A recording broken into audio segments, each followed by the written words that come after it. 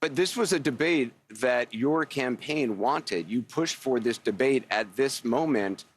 Obviously, I mean, you can't honestly say, I mean, can you say that you are not concerned at all having watched the president's performance tonight?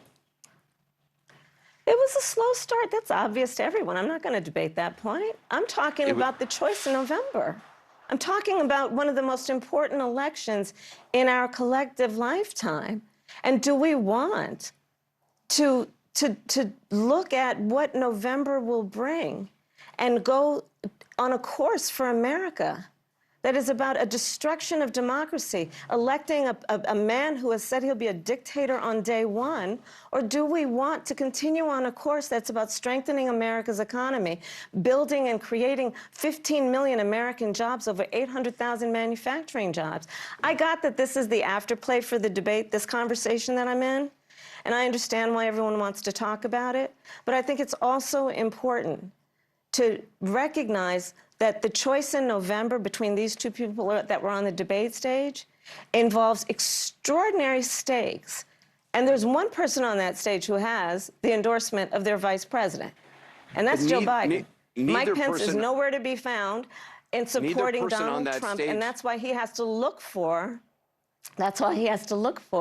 someone else to run with him who, as we know, will embolden and rubber stamp whatever he wants, because they're going to have to make a choice to not be Mike Pence and to put Donald Trump over their country. Neither person on that stage tonight made the argument as coherently as you just did. You mentioned reproductive rights. I'd like to just play that exchange that we saw tonight. Under Roe v. Wade, you have late-term abortion. You can do whatever you want, depending on the state. You can do whatever you want. We don't think that's a good thing. We think it's a radical thing. We think the Democrats are the radicals, not the Republicans. For 51 years, that was the law. 51 years, constitutional scholarship said it was the right way to go. 51 years, and it was taken away because this guy put very conservative members on the Supreme Court. He takes credit for taking it away. What's he going to do? What's he going to do, in fact, if the MAGA Republicans, he gets elected, and the MAGA Republicans control the Congress, and they pass a universal ban on abortion, period, across the board at 6 weeks or 7 or 8 or 10 weeks, something very, very conservative. Is he going to sign that bill? I'll veto it. He'll sign it.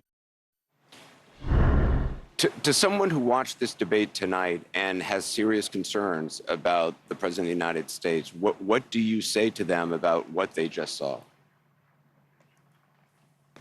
They saw they witnessed the fact that if Donald Trump were elected to be President of the United States this November, he will sign a national abortion ban.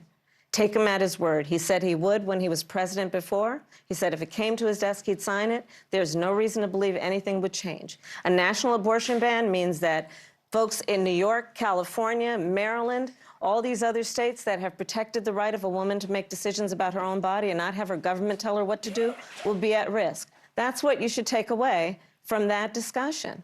And just finally, Joe Biden was very clear. He will sign and back into law the protections of Roe v. Wade. The person we saw tonight, the president we saw tonight on that issues. stage, is that how he is every day?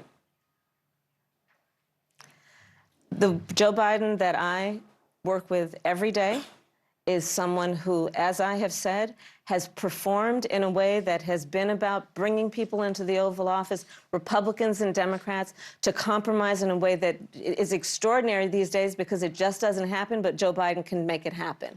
The Joe Biden I see is someone who goes to our allies around the world and strengthens NATO to the point that there are 2 new members of NATO who just about 4 years ago, people said, is NATO even have a reason for existing? The Joe Biden I know is someone who has delivered 800,000 new manufacturing jobs and bringing manufacturing back to the United States, not shipping jobs out like Donald Trump did.